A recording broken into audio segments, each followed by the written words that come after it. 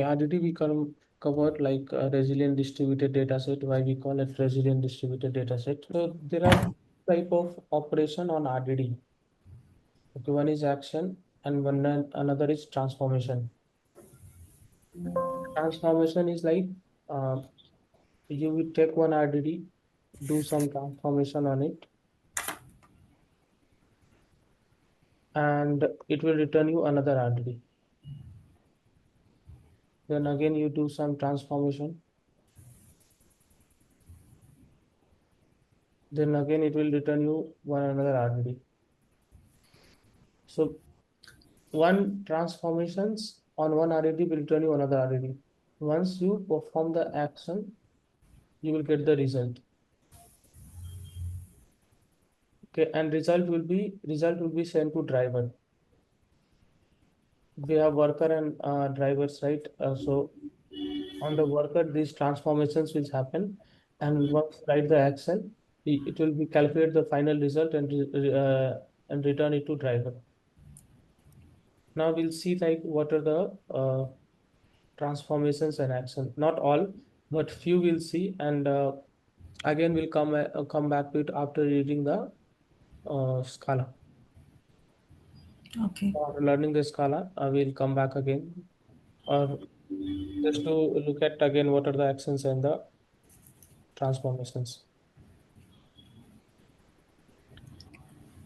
So as I told you, in the transformation, you apply some function to RDD to create a new RDD. So one transformations can be like filter. Transformation means transforming the data. So let's suppose I have a list, okay, and which list has number A, B, C, D, okay, and I want to transform it a capital to a small. So in this way, I will, if I just do lower, okay, it will return me. Let's suppose list is some RDD. The RDD name is list, and I wrote RDD to lower. So it will return me output something like it A, B, C, D. Okay, so the proper and this will be list dot map x equal to x dot lower, something like this. It will be, but I'm just on the high level. It will, if I want the lower number, I will just write list dot lower. So transformation is if you want to transform intermediate data to some other data, then we use this RDD. So what are the ways to create the one of the most common is like filter. Whenever you are filtering any data,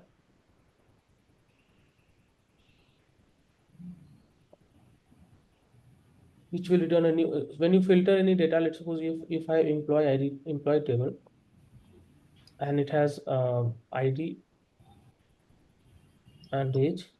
So 1, 3, 15, 30, something like that. So if I filter, let's suppose I want to filter the age where age is greater than 20. Okay. So initially it will be this RDD. Once it reads the data, it will have this RDD.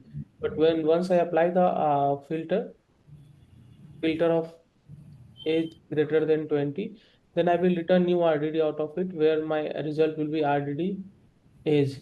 ID will have just the 3 and it has 30. So this is another RDD. Okay, so once we perform any transformation like filter, it will return you one RDD. This is one RDD, and after transforming, we'll get another RDD, right? Got Yes. it? And Yes. there are way. So in this case, as you are seeing here, we are reading the data. Okay, this is the path where the your file is, and Mm. then you are this is in the Python program. So Yeah. that's okay. So you are filtering it, and you are finding Friday in line. So it return you some filtered output out of it.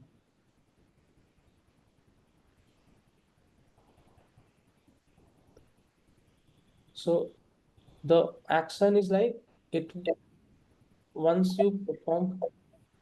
Is there any echo from your side or the voice? Okay. Yeah, actually, when you're talking, I'm getting it just now. Alright, let me just join again then. Yeah. Okay, so I was talking about actions. So action is like once you perform this, it will get the result and send it to the driver. So the one action is like first, like we have filter as a transformation. One action is first. First will give you the first line from the result. You have this table, employee table, right? If you write, let's suppose you do after this, let's suppose our upper.txt has this data. Okay. So once you read it, let's suppose I filtered. Let's just add one more record here, 4, and let's just give it 22. And I'm filtering the age greater than 20, so I will get 2 record, right? I will get, okay, I will get record like ID, age. ID will be 330 or 22. Okay, after filter, after age filter, age greater than 20, I will get this record, right? So let's suppose filter I applied where age is greater than 20, this is transformation. And let's suppose on this RDD I applied, let's just give this RDD as name RDD2, RDD2 dot first. Okay, if I write this, then it will return me only the first record. Okay, it will print this, or it will send this to the driver, and driver will get on, and driver will return this record to us. Now, the general workflow of the RDD will be like you will initiate RDD while reading this. Okay, this is like kind of initiating the RDD. Then you do some transformations. Like let's suppose you did some age filter, like filter on top of it, and then you got the action. So these are the three generally, or only these three general operation. What you do, you create RDD or from the external data. External data means, see, this is the file which is on your local. So maybe your file is on HDFS or your file is on S3. You will read it. Once you read it, it will create one data, one RDD. So transformations are the operation on RDD that return a new RDD, such as map and filter. Map is also one transformation. For now, you just understand these two are like transformations, and collect, count, first. These are actions. And what action will do? Action or operation that return a result to the driver program or write to test storage. Let's suppose instead of, see, when I did the count, it's sent to the driver. I may do like, let's suppose my final RDD is RDD3. I can save it, save to save as text, and then I will give the location where I want to save. We'll see all those things, how to save and all those things we'll see in the RDD. So can you tell me what is the difference between transformation and action? We just saw, right? What difference you see in that? Transformation data is different in after transformation. And in action? Action is like filtration of data. So filtering of data and all are transformations, right? Action is count, Okay. and then first, then if you are saving somewhere, so action will give you the result. So let's suppose I want to count the line. Let's suppose I read the data and I want to count the line. I will use the count. It will return me the line, how many lines are there. Okay, so how transformations and because the way how what are the different, like how RDD compute. See, one more thing. Let's suppose that I have this thing. Let's suppose in RDD1 I read one file sc dot, what is sc Spark context. We'll see about, we'll read about this Okay. sc dot text file, and this is the way we read. Let's suppose we gave the file a.csv where we has employee table. After that, we implemented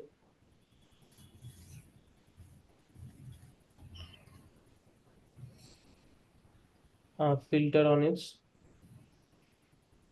Let's suppose after that I implemented group by on this.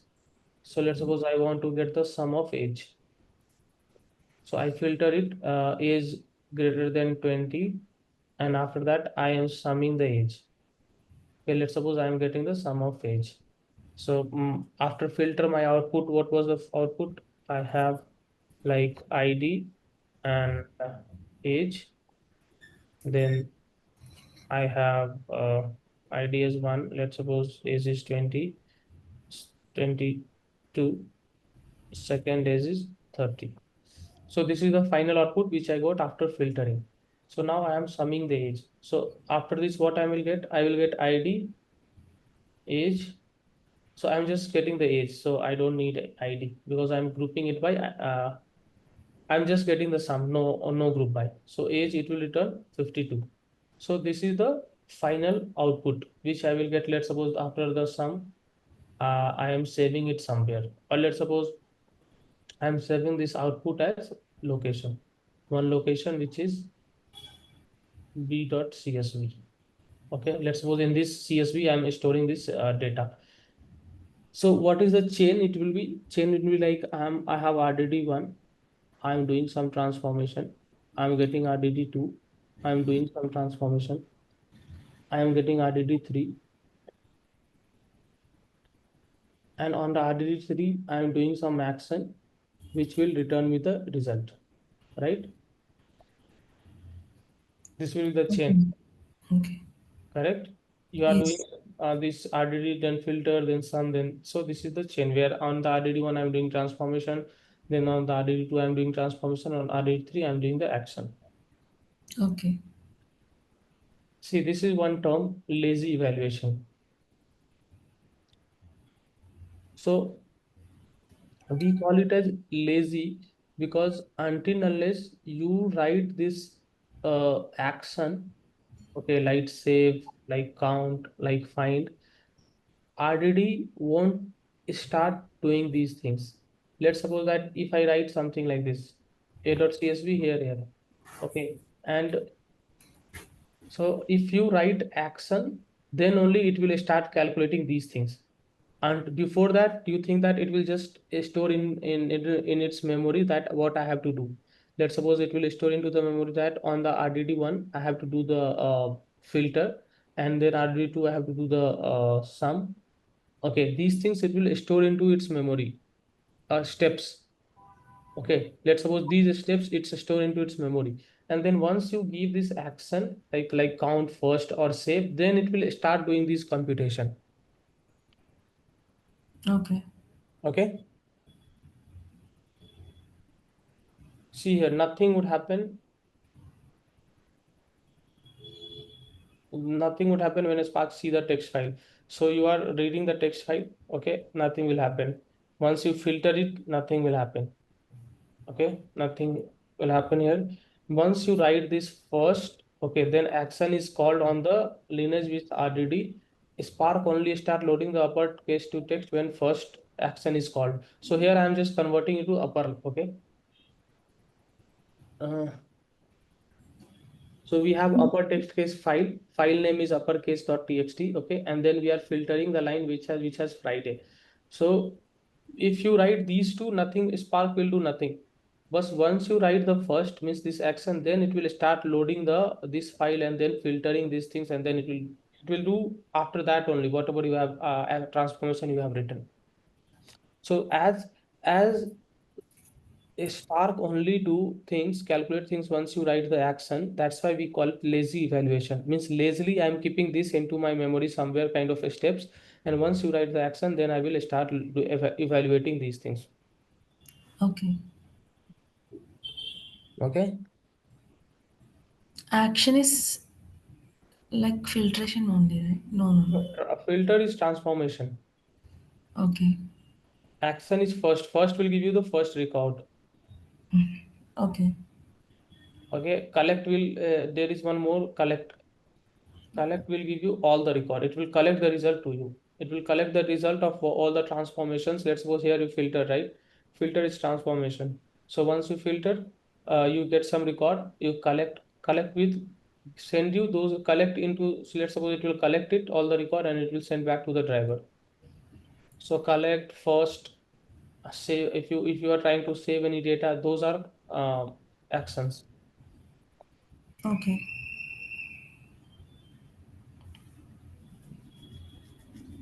So that's what I mentioned. Rather than thinking RDD as a containing a specific data, it might be better to think each RDD as consisting of instruction on how to compute the data that we are building through the transformations. So transformations won't do anything until unless you perform the action. So transformation return RDD, right? So if I'm doing any filter and all, it will transformation will return another RDD, whereas action will return some type of data, some other data type. Some other data type means uh, here let's see this. Here I'm filtering, so this is transformation, right? Here also I'm filtering, this is transformation. But once I did the action like collect or first, it will return me the proper data, okay, not the RDD. It will give me some result like what RDD dot collect, maybe it will give me some file where we have data, but here it is return me one RDD. After filtering also it is returning me one RDD. This we call as one RDD because I'm doing the filter on it, and it will, I have, let's suppose I have a line. In the line we have written sc.text file, and there I have given the path. So this is one RDD.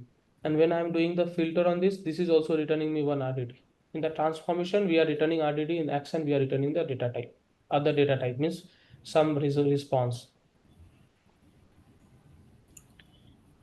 How to create the RDD?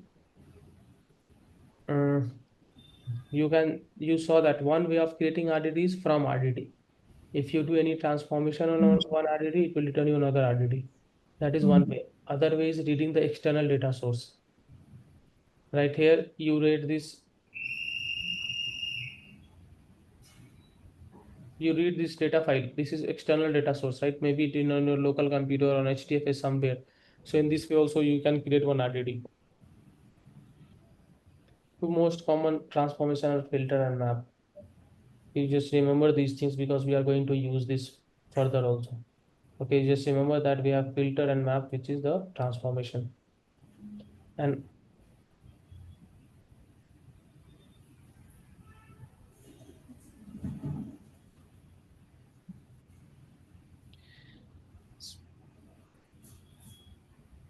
filter, you understood that it will filter the data. Map will write, uh, let's suppose I have list, okay, or let's just take the same example. Uh,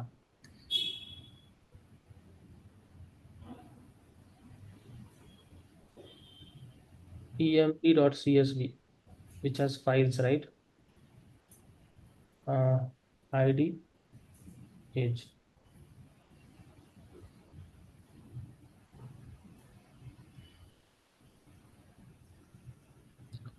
ID 1, 2, age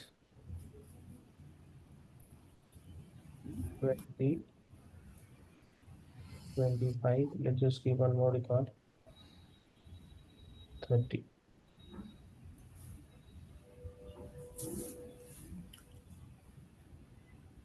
Now,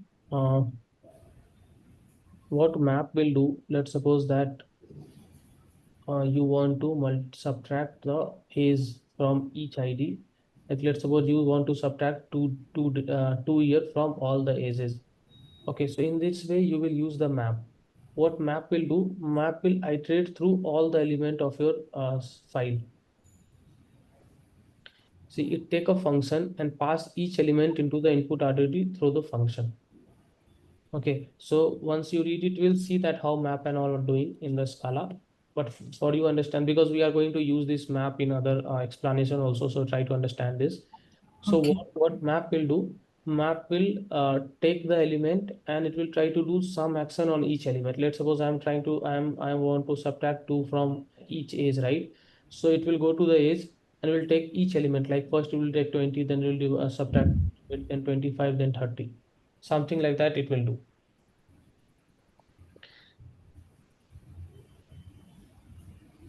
So here in the map, from one element you are getting just one element, right?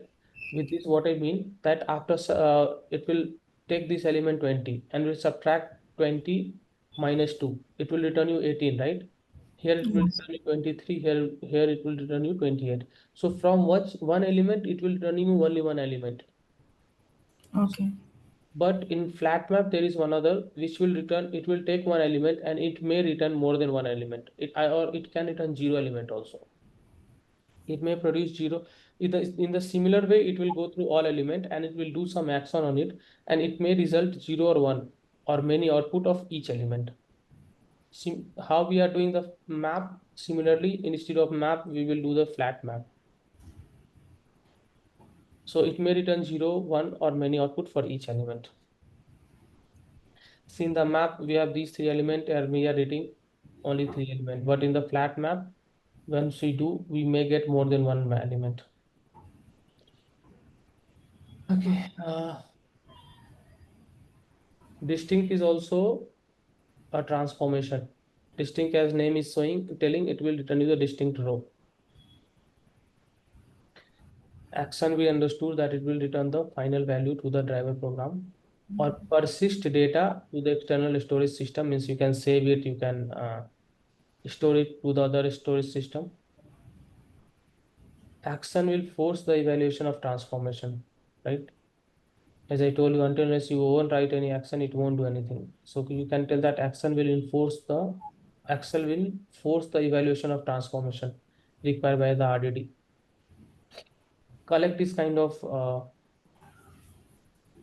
action. Okay, collect operation, retrieve the entire RDD and return it to driver in the form of regular collection or value.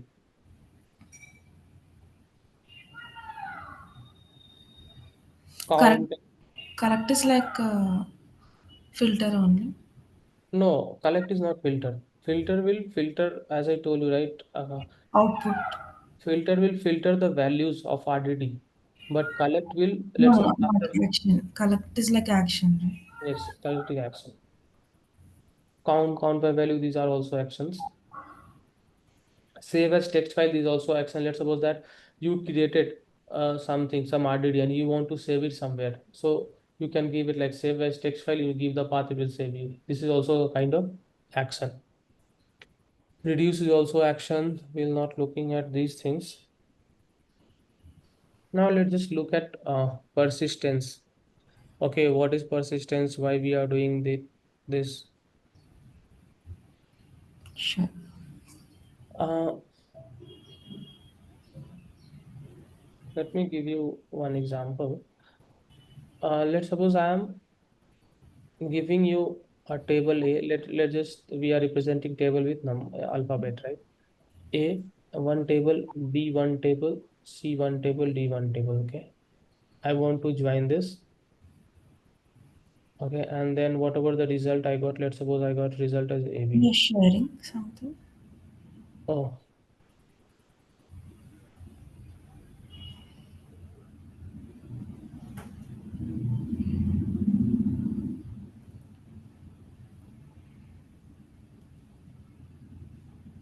shit, right? Yeah, yeah. So uh, let's just see what persistence is. Let's suppose that we have five table A, B, C, D. Let's suppose we have four table, okay, and we are and we have series of transformations. Like we are doing multiple transformations on it. Okay, let's suppose we are doing 10, 20 transformations. Now, I joined A and B and I got result as AB, and then I joined C and D and I got result in CD. And during these 20 transformations, I am going to use this A and B and C and D at multiple places. Okay, so you understood what I mean by 20 transformations, right? Yes. Okay, so let's suppose I have series of transformations like 20 transformations, and at the some place, let's suppose at the 30th third transformation, then after the fourth transformation, then 10th transformation, and after 12th transformation and 15th transformation, I'm going to use AB. So what I will do, I have two options. Let's suppose during the third and fourth, either I will again calculate it, I will join and calculate it, or maybe what I can do, I can store it somewhere. Let's suppose I store it into my executor. Okay. So what I have to do at the when I'm doing the fourth or 10th transformation, I don't have to recalculate it. I will directly read from the memory and I can use it, right? Yes. You are getting me? Yeah. Yes. So that thing storing into the memory we call as the persistence. Okay, so if I let's suppose maybe in the production, what you will find that okay, these are the something I have done. Let's suppose I joined something and I filtered something. Let's suppose I have very big, huge data set. Let's suppose I have 10 GB of data set, and I have one like 15 GB of data set. Let's suppose this is A and B, and I joined it and I got around 1 GB of data set out of it. Okay, let's suppose I filtered and joined, then I got this. So and this took around 2 minutes to calculate. Okay, let's suppose it took around 2 minutes to calculate this joining. After joining, I got 1 GB of data, and this took around 2 minutes. So when let's suppose I want this data for my third transformation and fourth transformation. So I have one option like I can recalculate. So if I recalculate, I have to it will take again 2 minutes. So instead, what I will do, I will store this 1 GB data to some of the executors, and when I need a third and fourth or tenth transformation, I will directly read it from there. So in this way, I saved my time, right? Yeah. It means like every transformation, it stores the data No, and it until unless you ask, it won't store. okay. Let's suppose that I know that I am doing some transformation and I know that this output I am needing in future. Okay. Okay, let's suppose I have series of 100 of transformation I am doing. Okay, and I join something, then I do multiple transformation. After that, I know that I may need this data further in my transformation somewhere. Okay, so which I understood, it automatically Spark won't store the data in the executors until unless you tell them let's do the store this data because I'm needing it further. Let's suppose, let's just consider this scenario that I am just using it only once. I don't going to use further in my other transformation. Then there is no need to store it, right? Why would I store it? Yes. Because storing will also be expensive, right? You are storing it somewhere, and this is that will take the memory and all. Why, if I have to do only one time, then I won't. Maybe I am not storing it.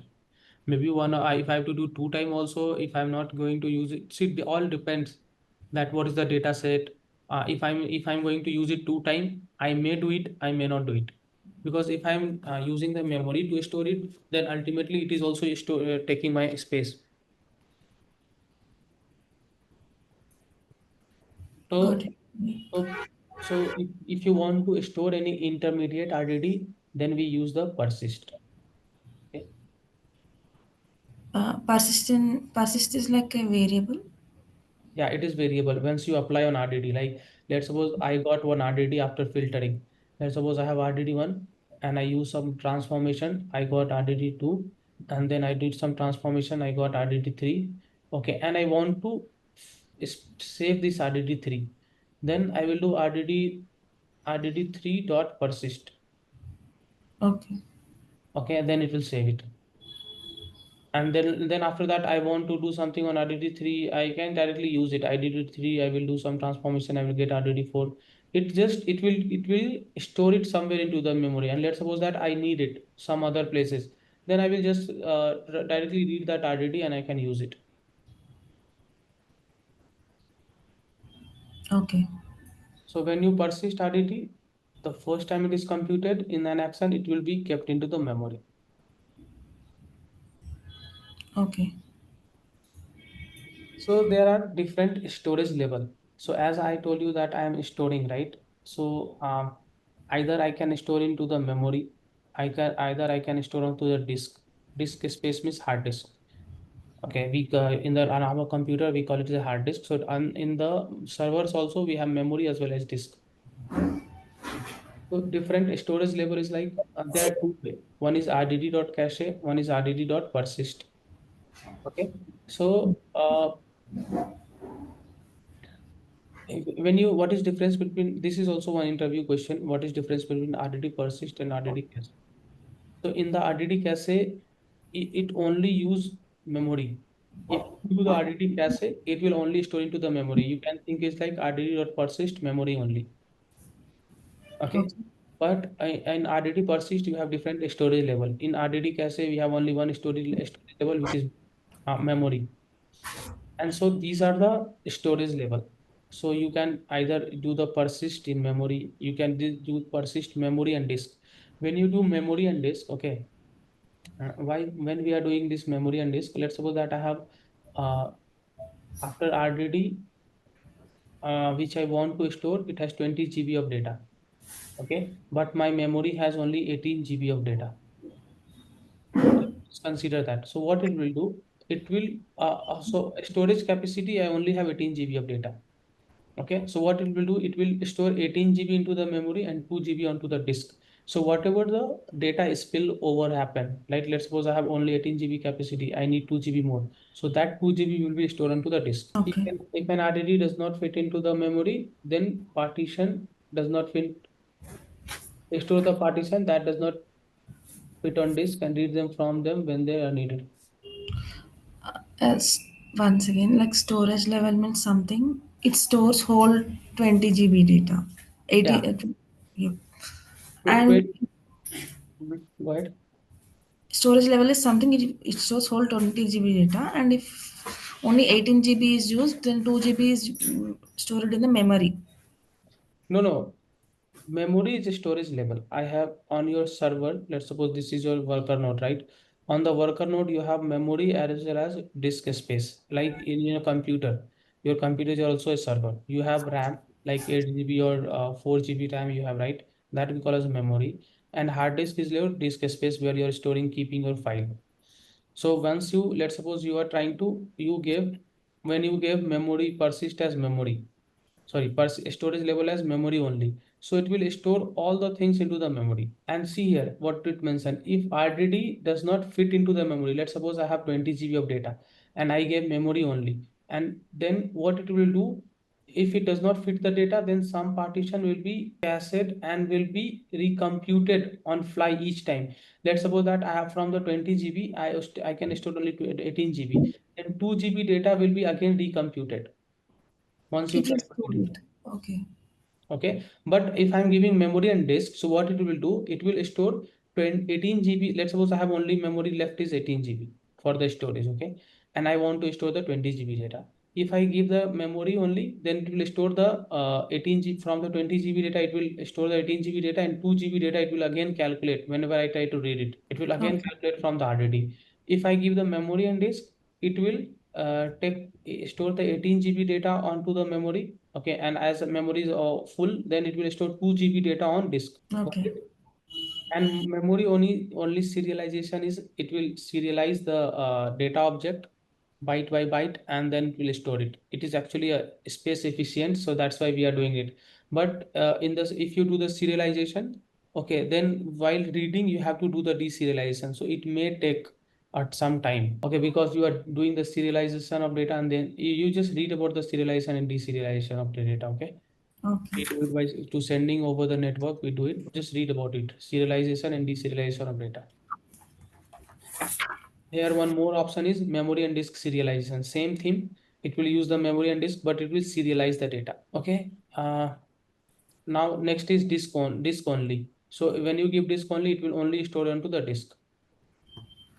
So these are the five partition level. Sorry, five storage level, not the partition level, but the storage level. Like memory only, memory and disk, memory only serialization, memory and disk serialization, and disk only.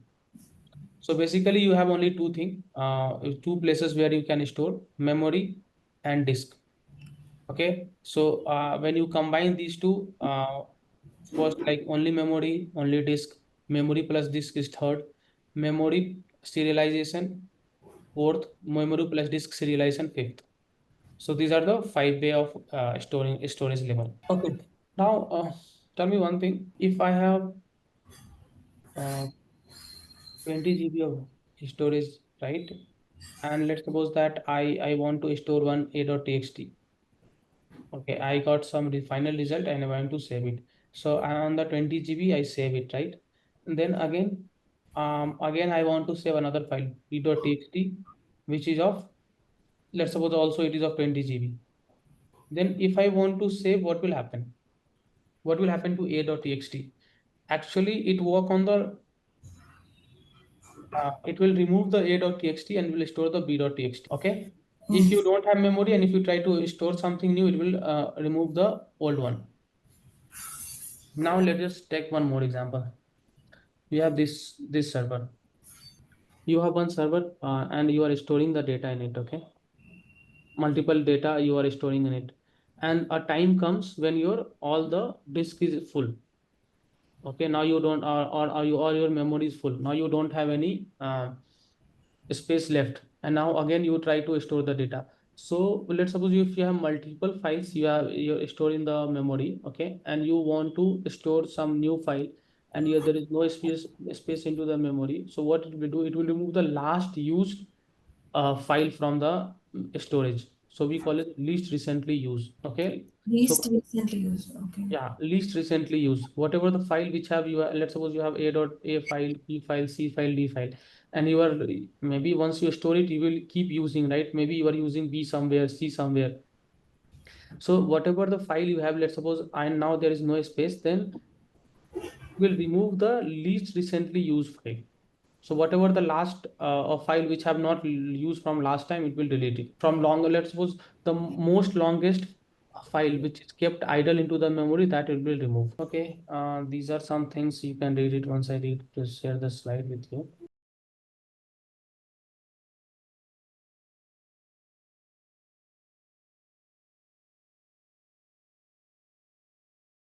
So whenever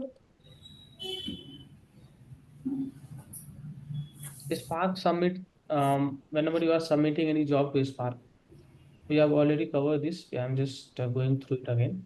So Okay. whenever you are submitting the Spark to the driver, what will happen? Driver has the Spark context and a Spark session, and this will be your entry point into it. Okay, and you will create a plan out of it. I told you, right? Yesterday we saw about the logical plan and the cost-based plan, right? Where you have unresolved plan. Then from that you were creating the logical plan and all. So it will create the plan, and then you have the drag scheduler, and then you have task scheduler and cluster manager. We are going to look at that, what DAX scheduler is doing, and how it is optimizing the things, and how it is creating the task and all. Yesterday I told you, right? For one partition you will create one task, right? Yes. Now let's just look at what DAG is doing. Okay. So whenever you are doing anything, let's suppose these are the some of the steps which you are doing on the RDD. You have one line which you read it, you did the flat map, you split the line. Okay, then you are actually this is program is to count the number of word. Okay, so these are the steps we are doing. Let's suppose just look at it like you are using flat map and reduce by key. Okay. We are calling the RDD lineage. RDD lineage, I told you, right? RDD is resilient. Means if something happen, if something fail in between, it will automatically recover. Let's suppose that RDD was doing these steps. These steps it was doing, and after when it was doing this step, it failed. Okay, and let's suppose that you have 1 GB of data, then it will create 4 partitions out of it, and these partitions P1, P2, P3 and P4. Okay. So let's suppose these partitions were running on multiple worker node. P1 was working here, P2 was working here, P3 was working here, and P4 was working here. So let's suppose all the partitions will perform these things. And on the P4 while doing, it lost the it something happened, and network delay happened, and it lost it. Okay, it lost the job. So again, when Spark has to calculate compute, you don't have to start again these things. You have to just recompute only P4, because Spark has this RDD lineage. It knows that what it has to do, and it knows that only P4 partitions have failed. Okay, it knows that only P4 partition has failed. Then why would I start these jobs again? Then what it will do, maybe on the another worker node, it will start the P4 and it will do this RDD lineage because it know that I have to only do these things. These steps I have to follow on the all the partitions. So this we call as the RDD lineage. Now what is DAG? DAG is like before that, let me just tell you about the narrow and wide party transformation.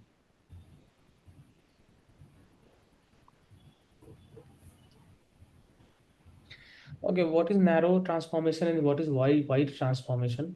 Let's suppose that I have a file where I have A, B, C, D, okay, and I want to make it lowercase. I want the output into A, B, C, D. And let's suppose that I have two worker node where these things are working. Okay, A, B on this one and the C, D was working on this one. Okay, so on this worker node, I was processing AB, and on this worker node, I am processing CD. So now you tell me, do I need to transfer the data from any in between these executor between these worker node or not? Or let's suppose I have driver here. These are connected. Let's suppose these are not connected. Yeah, tell me now. AB is one transformation, CD is one transformation. Yeah, this AB was working. This data was on one one worker, and this data was on another worker because we divide our data, right? Let's suppose I have this file is of 256 and Yes. 256 MB. So I will divide it into 128 MB, two file, and then I'm running on the two different workers. So can you tell me, do I need to shuffle the data here or not? Because I'm just transforming it from capital to lower. Not required. Not required, right? And Yes. now let's suppose that I have that employee table, right? There I want to group it by age. Then we need to, it depends on the transformation. If I want to group it by age, let's suppose I have worker node here and I have worker node here. I have Yes. data like one ID 1 age 30, or here also ID 2 age 30, okay, and ID 3 age 30, ID 4 age 20, something like this, okay. So let's suppose I want output is like 30, then all the IDs 1 2 3, and then for uh, age 20, all the age with their ID I want. So I will get output with like this, right? Because Yes. as the age 1 to, so in this, do I need the data shuffle, data movement from this to this and this to this, Yes. right? So wherever I need to do the data shuffling from between the worker node and between the partitions, that transformations we call as the wide transformation. And where you don't have to do any data transfer between the partitions, we call it the narrow transformation. Okay. Okay. So if you are applying any transformation where you have to do the data transfer between the partition, we call is the wide transformation. Else we call is the narrow transformation. So actually, DAG, okay, it will DAG will help you to run the job. Okay, so for your full this one program, it will create one DAG out of it. We'll see. I will show you on the Spark cluster how it is creating the DAG. So you just understand here, DAG will create a stage on the basis of the narrow or wide transformation. If you have narrow transformation where you don't need the data movement, then it will create one stage for all those narrow transformation. Okay, and if wherever you have wide transformation, then for each wide transformation, it will create one separate stage. Stages means uh, Set of actions. right, set of actions you can tell. So it will create one stage set of not action but the transformation. So it will create one stage where for all the narrow transformations and one stage for the for each white transformation, it will create one separate stage. Okay. Okay. So it is not like that. See, let's suppose that after reduce by key, I am also doing map on it. So I cannot segregate this map and this map, right? You are getting. Yes. Yes. Yes. Then let's suppose I have again map on top of it. Then it will create one more stage, like stage 3, where it will do map. Because see here I could have treating the text file flat map and map. Flat map and map is working on each element, right? I told you, right? So as it is working on each element, so I don't have to do the data transfer. So that's why it has converted it into the one stage. But here reduce by key means data shuffle will happen. That's why it is created one more separate stage. Okay. Okay. So these are the stages. Actually, RDD lineage will create something like this. Then DAG will create the stages, and your stages will have the task and all. You Okay. will see on the Spark that stage 1, stage 2, stage 3 on the Spark UI, you will see that. So this is actually the stages are created by the DAG. I think I have given a lot of information in these slides because this is one very important thing which people should know. Okay, I have loaded it with lots of information. Okay, see this wide and narrow transformation. Okay. Each partition, each partition's output depends on the one partition of the input, and each partition depends on the multiple input partitions, right? Because here the data shuffling is happening.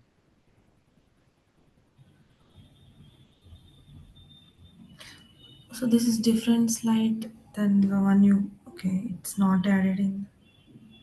Sorry, I mean, yesterday you have sent a no, slides, no, right? I have not sent you this. Okay. The fault recovery via lineage in the RDD. See, this is RDD has flatMap, and the reduce by key. And let's suppose something happened to this reduce by key, right? So then it won't start this. It can recalculate it from the map. If these stages, generally these stages are happening only one executors. Okay, so let's suppose this failure occurred. So Spark know that on which partitions I was running this. So it will go to that another executor, take that partition on which it was doing, and then it will recalculate it. So that's what the fault recovery in the lineage. See here in the DAG in the Spark is like you have text file, then flat map, then reduce by key, group by, and these are the steps happening, right? So for the uh, when you have text file, right? This is stage 0 because you are just reading and doing the flat map. Here it is the narrow transformations.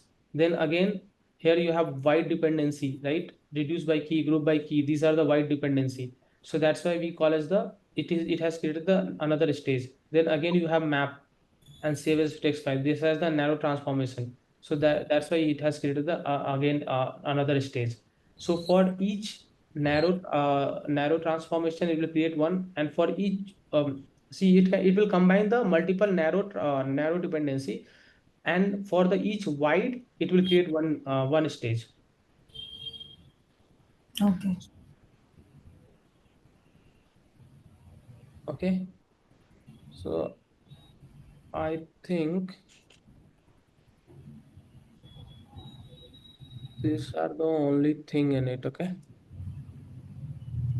These are I have added so to read it for you, just read it.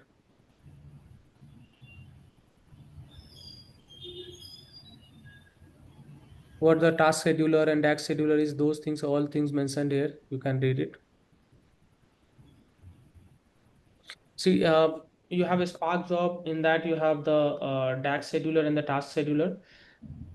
So what task scheduler will do once the task scheduler break the job into stages, the task scheduler take each stage and break it into the task, one per partition.